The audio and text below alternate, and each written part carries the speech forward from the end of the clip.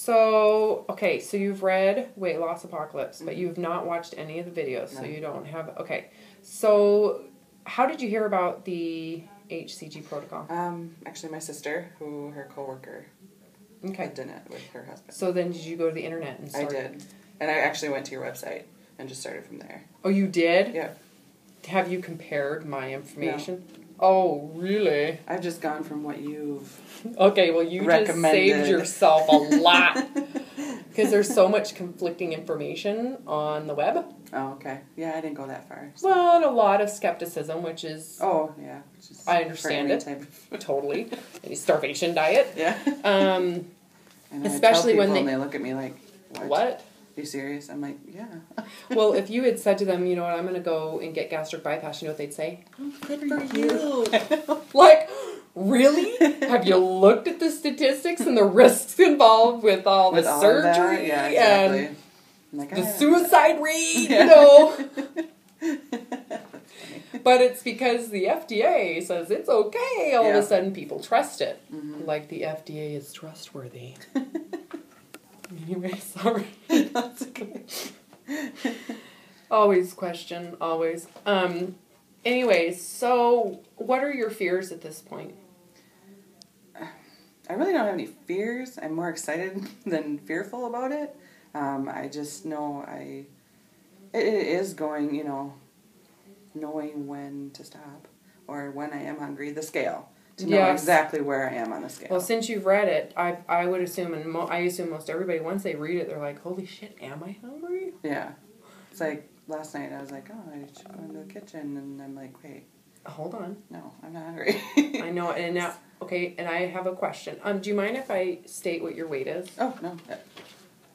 Today, Denise didn't get your weight today, but based on your scale, when was the last time you weighed? Oh, probably a week ago. And a week ago, you were about what? 285. 285 pounds. Yeah. What's the lowest weight you have been as an adult? Probably 240. How many diets have you done in between? Well, 2. Just 2. Just 2, like... The same. Yeah. So you're 30 years old, so you haven't really had a ton of time dieting. When did you have the first awareness that your body had more fat? Oh, like... I mean, just lately I put on the weight. I lost a bunch. I put on a whole bunch more. I just started getting run down. Basically, I felt like I couldn't do anything. I was getting to the point where I was so tired I didn't even want to get up to do it, you know. And then it doesn't make sense because you slept. You slept. Exactly. So, did you have childhood obesity? Yes. Okay, that's that's kind of what I was going to, is like, when did you realize that... Because I think as children, we're all born with a sense of confidence and like creativity, and we're willing to risk, you know, you want to play with me? What's your name? You know, there's so much less boundaries that we have. We're more authentic as young children until we start to be judged. And the question I really want to understand is, when do you remember the first time you felt judged based on your weight? And was it from your peers or family members? It was more peers. And it was in high school. So it wasn't until high school? Right. I didn't really get down about it when I was younger. You are fortunate. Because I just didn't think about it, I guess, at that point in time. Not even in junior high? Not really junior high. Maybe a little bit when I was showering, you know, after gym. You knew there was a difference? Yeah. But you didn't necessarily let it affect your esteem. Right. So once you got into college, it was more obvious that people were discriminating against you. Yeah.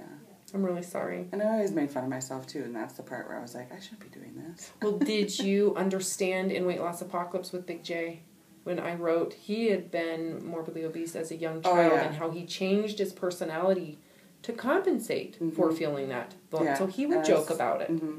To feel good about it. To feel like... To make yourself feel good, like, whatever. Or secure in it. Yeah. Secure in it. It makes sense. So, did that change your personality? Did you change yourself at that point to try to feel better about it? Oh, yeah. In what way? I think I went from more serious in life, about my life, to more joking. Like, who cares what happens to me in life? You know... I see, like, whatever. Kind of like, why worry about it? Right. to an extent that you were enabling it. Yeah. Okay. Mm-hmm. Yeah. I can see that. Now that we talked through it. Yeah. Well, you kind of have to go back. Yeah. Because to make sense of where you're at today, because there is sense in it. Mm-hmm. If you were to put anybody in your body with the same view that you had, wouldn't they do the same thing? Probably. Absolutely. Yeah. Absolutely. So why, would you agree that based on what you've known, that you've always done the best you could? You've always, you were always making decisions based on the fact that you felt it was right. Right. Yeah. So the decision to enable that, to feel better about it, is based on the feeling that that's the best thing to do for you at that point, based on whatever vulnerability you had. Mm-hmm. Looking at it today, if you could go back to that girl, the first time you knew you were being judged, and wrongfully so, mm-hmm. right? Wouldn't you agree? Oh, yeah. Because whoever was judging you didn't really know you. Right. They just assumed based on the outside relative. They're comparing you to ideology. Mm-hmm. So what they see is what is shown us, right? Right, yeah. Which the majority of what we see is media. Mm-hmm. Oh, yeah. Okay, airbrushed perfectionism. Mm-hmm. Based on what? Selling products. Yeah. So they're judging you against that model. Mm-hmm. Do you understand why they would do that? What does that tell you about them? Because they have the bad self-esteem too. They feel something bad about them. You are right! And don't you now see that and go, oh, it wasn't necessarily true. It just was a reflection of how insecure they were and how they needed to feel better. So what they did is find something obvious about other people to put them down for. Yeah. That way they feel a sense of, I'm higher up on a pecking order based on this system. And they used a very superficial system. Here's our turn. See, her smile just went, oh my God, I get it. Because then you can actually have compassion for the people that hurt you. Right. Yeah. Now, if you could go back to you, what would you tell yourself so that it didn't affect you the way it did? Because I guarantee that moment you started eating more. Oh, yeah. Mm-hmm.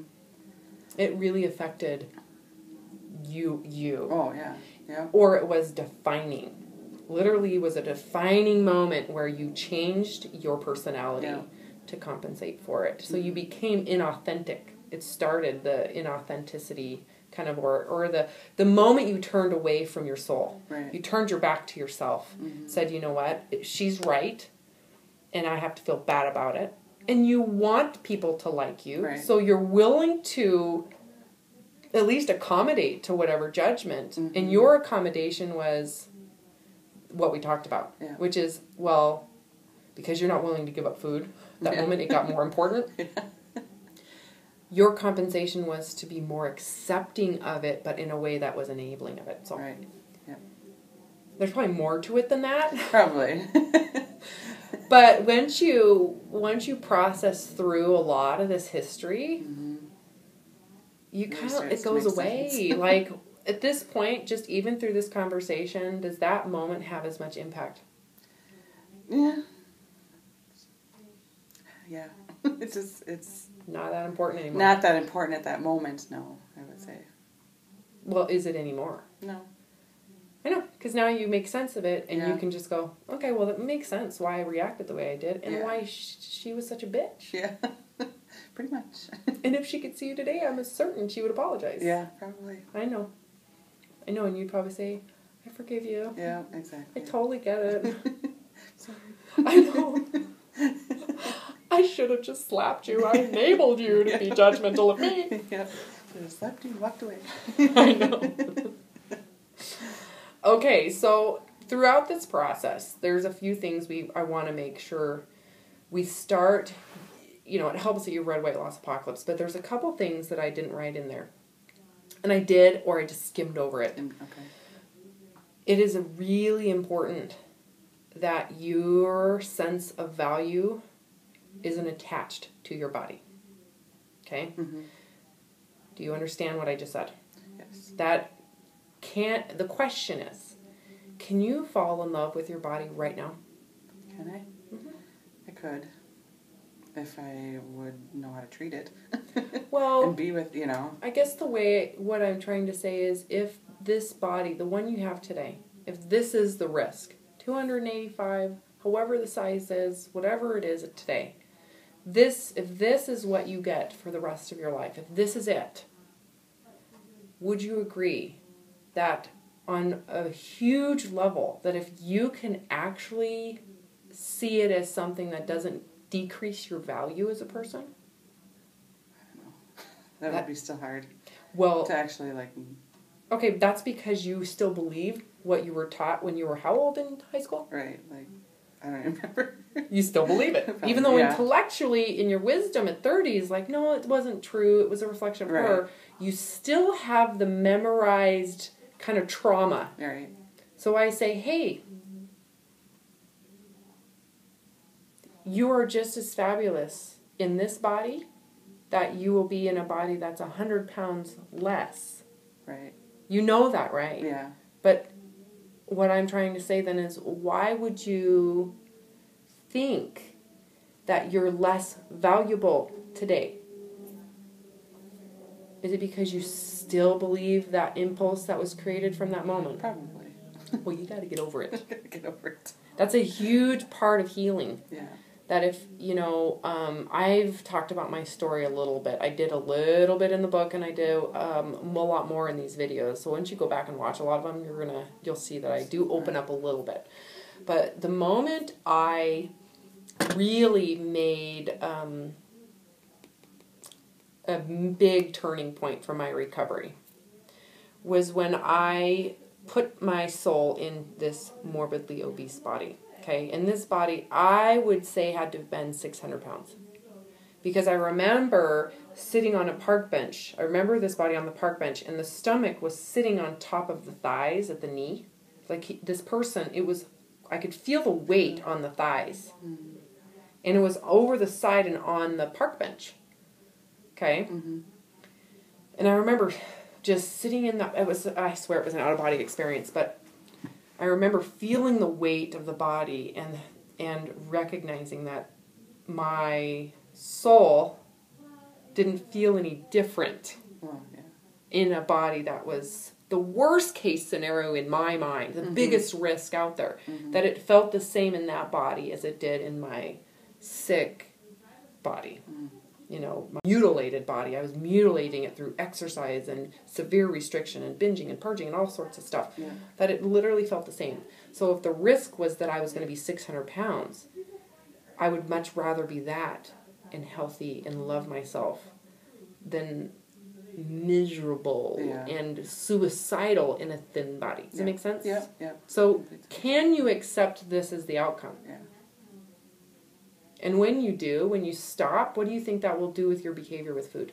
What happens to a lot of the games I won't hold on to it as much. I won't feel like food is everything under the sun. You got it. I'll be like, I'll just have a snack now, and I won't be hungry. What happens to the power you've given it? Well, it goes away, right? Yeah.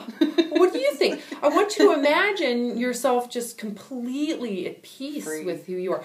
I use this a lot too. Look at your children. You have one child? Mm-hmm. How much do you love that? Oh, more than anything. Your son? Daughter. How old is she? She's going to be 3 in July. Okay. I want you to put her soul in your body. How do you feel about her? Still love her, but oh my God, I feel bad. Well, don't feel bad. That is a huge part of what's going on with your relationship with food. Mm-hmm. If she was given your body, does that make her less valuable? No, not at all. Well, because you can tell that her soul doesn't change, whether it's 285 pounds, 120 pounds. Mm-hmm. And would you want her to define her life and value based on that? No. Okay. Not like I did. And you do. Right. You still are. I'm trying to get you. I'm trying to rip your head out of it now. I'm I get it. It's like, let's pull it out. It's coming slowly, but an exorcism. We've got to get you to see it because you need to see yourself from the same view you see Right. your own child, which is unconditional. Yeah, yeah. Unconditional. God, I don't know if I've told this story on video, so if I'm repeating myself, sorry. My son, who is 9, came up to me and said, and he was dead serious, Mm-hmm. Mommy, if I were to go to jail, would you visit me? I think he was testing me, but I looked at him and I said, Wyatt, I would visit you every day. Mm-hmm. Every day. Mm-hmm. And you should have seen the look on his face, like, my mommy loves me. Mm-hmm.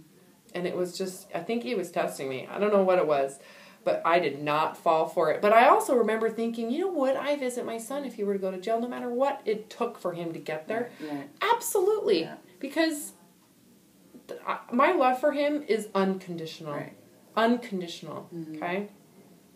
So the question you need to have for yourself is, would you agree that your relationship with food and this diet disorder that I already know you have without Mm-hmm. asking,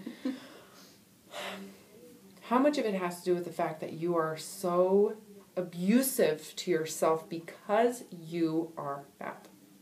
All of it, I think. Okay, so if you love your body right now, does that mean that you don't care about your health?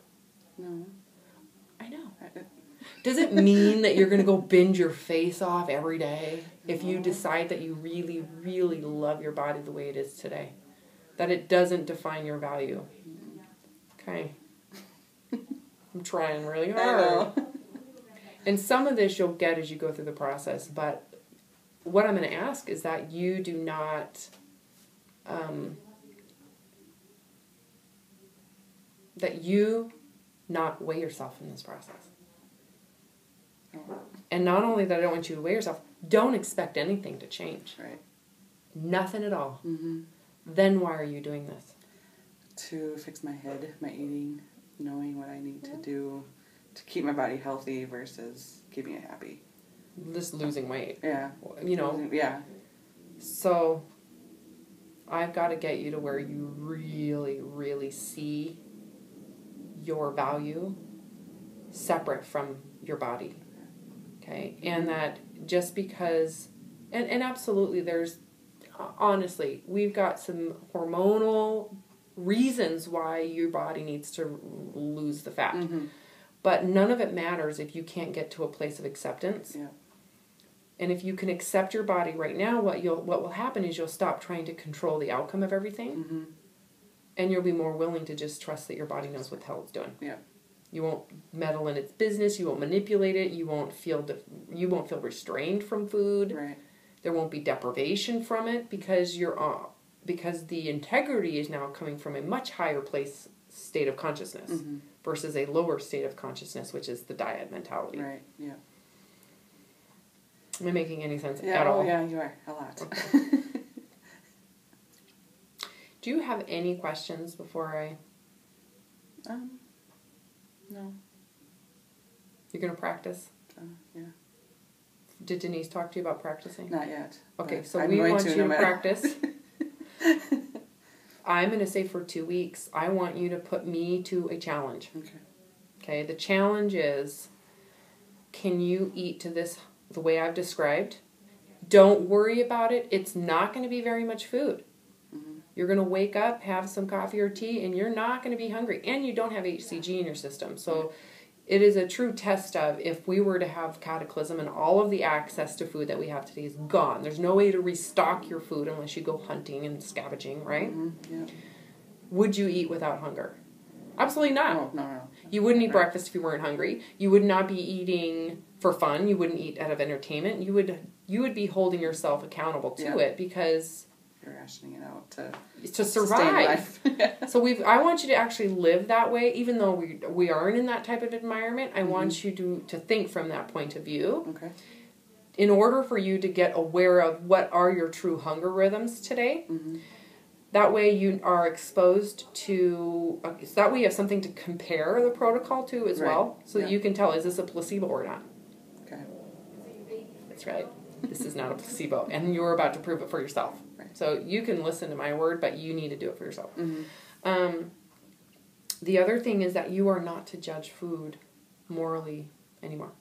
Okay. So during practice, eat whatever you want. No guilt, no shame. Okay. However, it has to be rationed. Okay. So if you want pizza, I don't care. I'm not judging the food. I don't morally judge food. Right. So you don't have shame or guilt, okay? Because I don't. Mm-hmm. So only eat when you're hungry, though. So it may take a couple of bites of that pizza. And you know what? Gratitude. You got a couple bites of pizza. Mm-hmm. Could you imagine rationing pizza? Would you feel grateful? Well, that statement you just it. made, where is it coming from? From someone who's put way too much power into food. Yeah. So take someone who doesn't have anything they're compensating for. Total sense of security, self-worth, which is the base of the foundation of your problem. Mm-hmm. Fill that up. Why would you need more than that? Oh, exactly. Yeah. You're not... All of a sudden, all that power dissipates. Mm-hmm. So that's what we're to practice. Mm-hmm. And I want you to get enough under your belt, enough time under your belt, to come in and have an accurate assessment of how your body reacted to food if it's rationed. Okay. So what I want you to monitor is temperature, sleeping, your energy levels. Do they change? Heartburn, sleep, breathing. Is it easier to breathe? Inflammation. Look at your, in the mirror. Look at your face, the color of your face. Any of that changes. They're all hormonal. Your period. Has it been consistent for you? Well, not really. I was on birth control for a while, but now I'm off. But so far, it's been kind of consistent. Okay, you're going to totally get pregnant. Be No, careful. I'm not. Okay. I'm not. Gotta have sex to do that? Yeah, pretty much. Okay. Let's see here. Yeah, I want you to just observe this like a scientist would. Yep. Did you know that all the scientists say that that you're so hungry that you eat excessively all the time, and that's why you're fat? Oh. How do you feel about that? I don't really believe it. Say it louder, please. I don't really believe that. How often are you hungry, and how much does hunger have Honestly, to do with it? I'm probably not hungry that often. I just eat to eat. Okay. Out of boredom. Just thought I'd ask. Because I don't believe that theory. Yeah. The leptin resistance, yes, but they all assume that your decisions to eat have to do with you're hungry, you're famished. Hungry. That leptin isn't working in your brain. Yeah, I don't believe that. And it's like, God, every time I read that, I go, well, are they talking to people or mice? Because I've worked with thousands of people over the last 14 years, and you're not hungry. I don't even have to ask. Yeah. I already know.